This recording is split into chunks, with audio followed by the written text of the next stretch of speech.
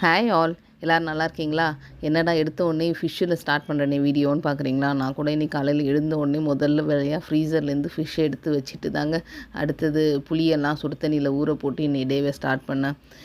ஏன்னா இன்றைக்கி வந்து மீன் குழம்பு, மீன் ஃப்ரை, அப்புறம் வந்து பாப்பாவுக்கு வந்து இன்றைக்கி மீல் மேக்கர் பிரியாணி செய்யணுங்க. மீல் மேக்கர் பிரியாணிக்கு இந்த மசாலா பாக்ஸில் இருக்கிற எல்லா பவுடரையும் போட்டு வெங்காயம், தக்காளி, இஞ்சி பூண்டு பேஸ்ட்டு போட்டு வதக்கணும்னு வைங்களேன், சூப்பர் பிரியாணி ரெடி ஆகிடும். அது கூட வந்து மீல் மேக்கர் வந்து சுடு தண்ணியில் போட்டு நல்லா ஒரு கொதி வந்தோடனே எடுத்து போட்டு ரெடி பண்ணணும்னு வைங்களேன், அருமையான மீல் மேக்கர் பிரியாணி ரெடி ஆகிடும். இந்த பக்கம் மீன் குழம்புக்கு வந்து நம்ம பூண்டு, வெங்காயம், சின்ன வெங்காயம் தட்டி போட்டு மீன் குழம்பு கொதிக்க வச்சுட்டோம். அதுக்கு தொட்டுக்கிறதுக்கு வந்து சொரக்காய் கூட்டு. இன்றைக்கி அருமையான மீன் குழம்பு, சொரக்காய் கூட்டு எல்லாம் ரெடி பண்ணியாச்சு. பேக் பண்ணிட்டேன், பட் ஆனால் பேக்கிங் வீடியோ எடுக்க முடியல. இன்றைக்கி ரொம்ப பிஸியாக போச்சு டே. இன்றைக்கி வந்து காலையில் டிஃபனுக்கு வந்து இந்த நூக்கோல் போட்டு ஒரு சப்பாத்தி தாங்க ரெடி பண்ணியிருந்தோம். ஒரு 1/2 kg நூக்கோலை நல்லா துருவி எடுத்துக்கணுங்க. இது துருவனதை வந்து இஞ்சி பூண்டு பேஸ்ட்டு வந்து ஒரு 1/4 ஸ்பூன் போட்டால் போதும்.